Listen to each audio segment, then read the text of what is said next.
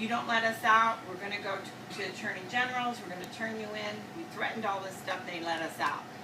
So we just didn't bother to look anywhere else. We said, we just might as well stay with the people that we've been with for 20 years. Well, then when I got this client, EMI became a client of mine, and I started seeing how they operate. They've been in business for 15 years, and they're a family-operated business. They're very, very nice people, very trustworthy. And they work with Wells Fargo and the largest 2 banks out there for merchant processing, just like anybody else out there that does merchant processing. The only difference is that they're very honest about their charges, and they're very upfront, and there's no hidden fees. So, you know, some merchant providers might charge only 10 cents per transaction, but they're charging a lot more in other areas where my client doesn't charge anything for those areas. So when you compare apples to apples, by the end of the day, in our case, by the end of the month, the client will see, here's what I spent last month with my current provider, this is what I'm spending with EMI. They can actually see the savings. And that's why we want them to try it for 30 days. Because 30 days will be convincing to them. 30 days they'll be able to see. And if they're not happy with the results, they can stop at any time because there's no contracts to sign. I don't know of any merchant provider out there that I've encountered that doesn't make you sign a contract.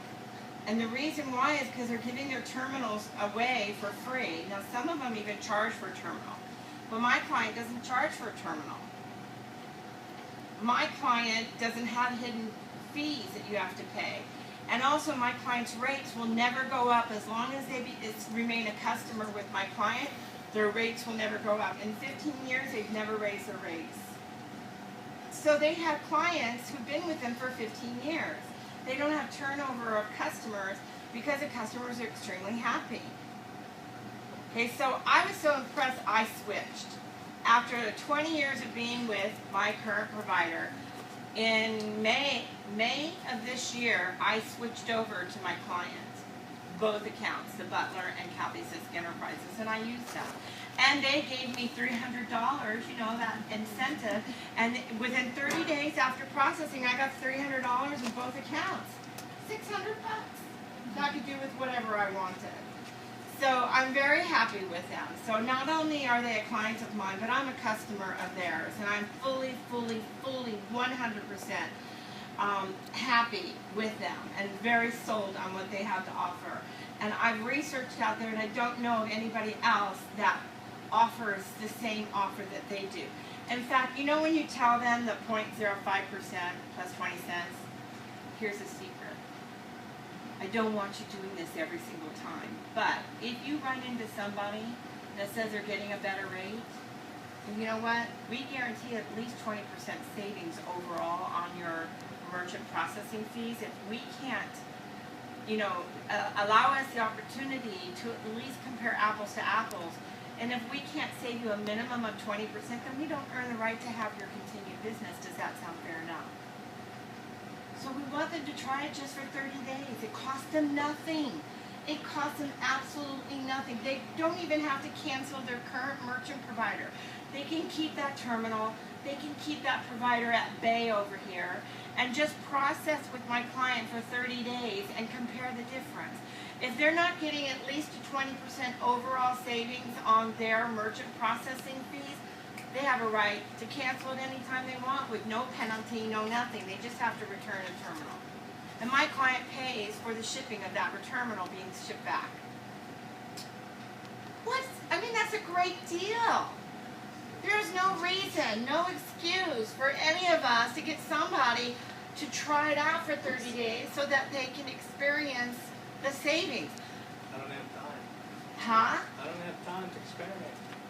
Well, you don't have to do anything. We're going to program the terminal. All you have to do is just plug it in. That's it to your phone. Do you have 10 seconds to plug it into your phone? That's all we have. We're going to do it all ahead of time. You're just going to plug it into your phone. It takes you 10 seconds. That's it. And if I can save you, how much are you processing every month? How many dollars are you processing every month? You don't go like this because every owner knows what they process. They say 5,000 to 10,000, right? Okay, if you process 10,000 a month and we guarantee you a minimum of 20% savings, how much savings is in your pocket right now? $2,000. What can you do with an extra $2,000 next month that you didn't have because you gave it to your other processor? I don't know about you, but I could certainly do a lot with an extra $2,000 in my pocket. I can buy more supplies for my company. I can pay bonuses to my employees. I can go on a nice little trip, a weekend trip with my husband. I can go buy me steak and lobster. Joke around with your people as well. Lighten up. Joke around with them. Have fun. You know, just be confident in what you're selling and think out of the box. The script is a guideline for you. It helps you to get from point A to point Z. If you were to, let's just, okay, we'll do in the Philippines. Let's say you own a car. Some of you do, some of you don't. And you were to drive to Leanne. Does everybody know where Leanne is? Beach. Yes, I just went there. It was so beautiful. But some people don't know where it's at.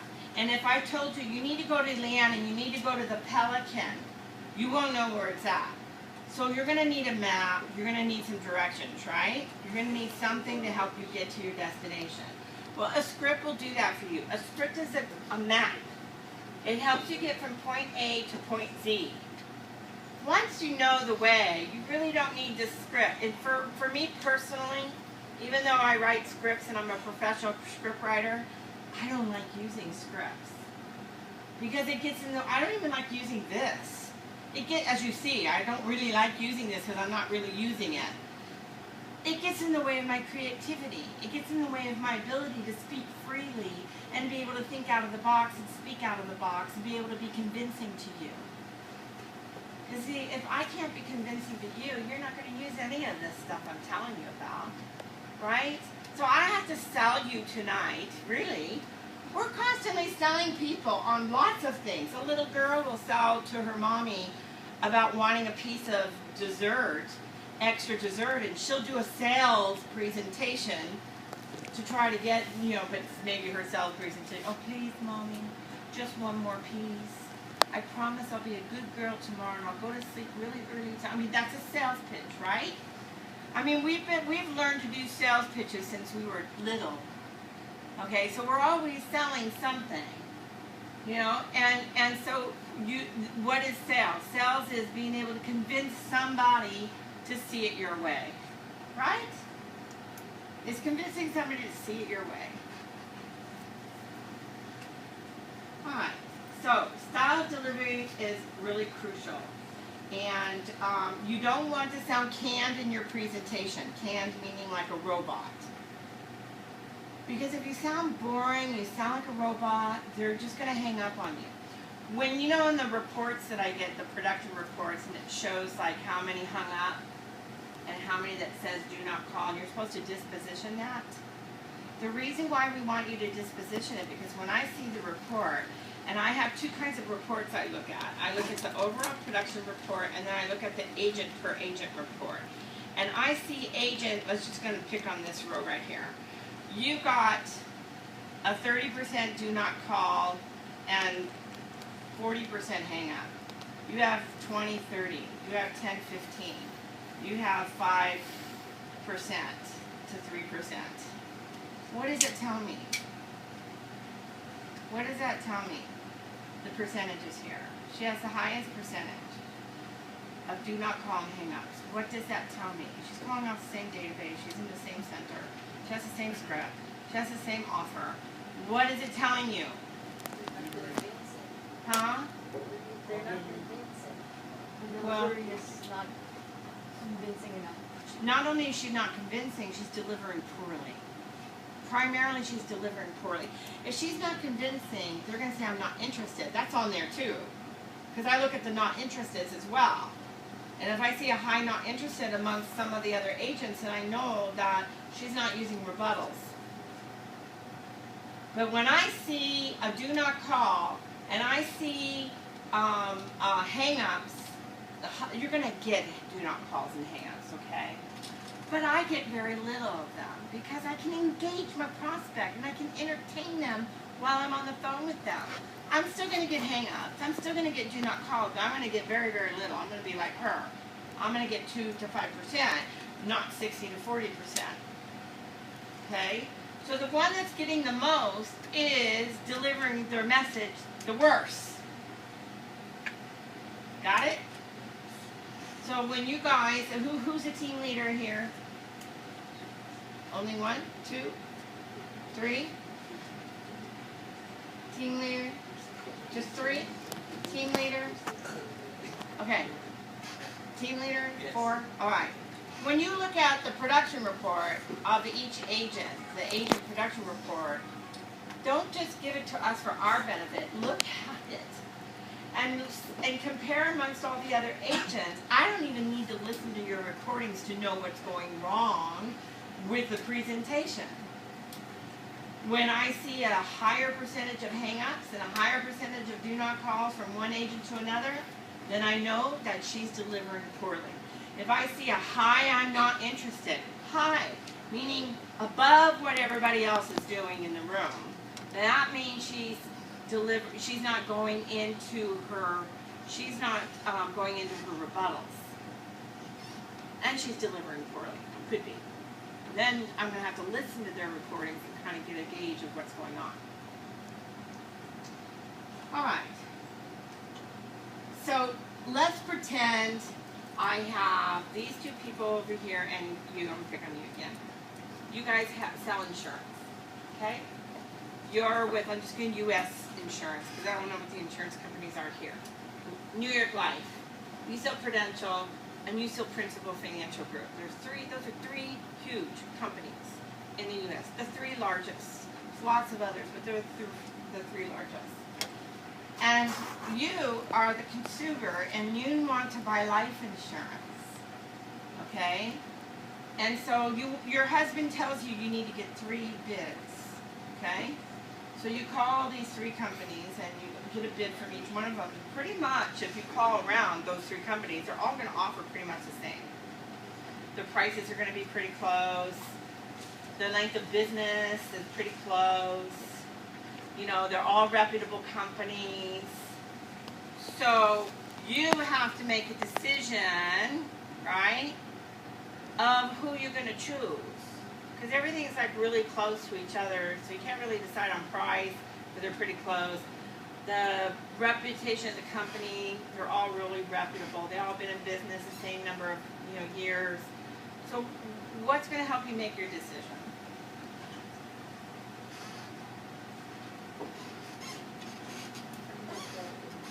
Does anybody answer that? I think it depends on who delivers the message the best.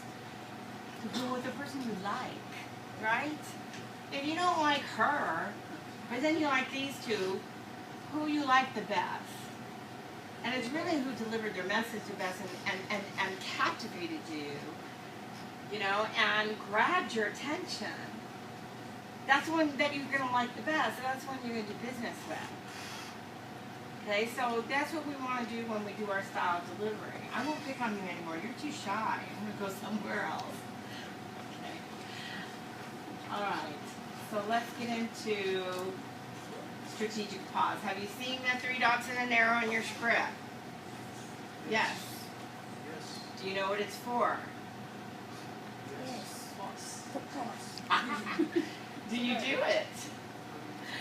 Most of the time, the agents aren't using it. Okay. When you see a strategic pause in your script, I actually put it in a place where it's really important that you need to pause for 1 beat. A strategic pause is called a pregnant pause. Just going to pause for 1 beat. Here's how it sounds if I'm not using it. In fact, I might have an example. Okay. I recommend you have a consultation. This will provide you with increased awareness. If I didn't use it, I would say, I recommend you have a consultation. This will provide you with increased awareness. Has no impact.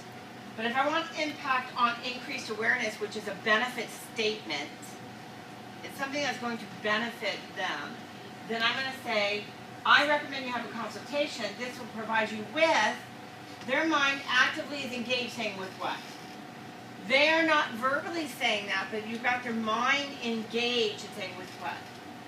I recommend, you can even do it right after the word I recommend. I recommend, and then they're saying, you recommend what? In their mind. You're actively getting them engaged. It's a verbal speed bump, kind of like a stutter. Have you ever talked to a stutter? Someone who stutters? A stutter, right? And you're kind of getting what they're saying, and you want to finish it off for them, right? It's kind of like that. You've got to get your prospect's mind engaged, and the strategic pause will help you accomplish that. Okay, another one would be, my company requested that I contact you personally, versus my company requested that I contact you personally.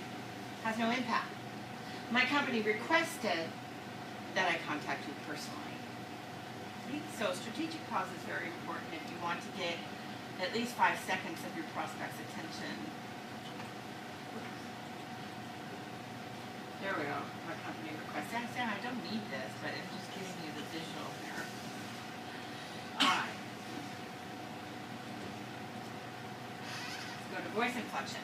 Have you seen in your script where any of the words are bold italicized? Yes. Okay. That's where I want you to use voice inflection. So voice inflection helps eliminate the flat monotone voice when you deliver your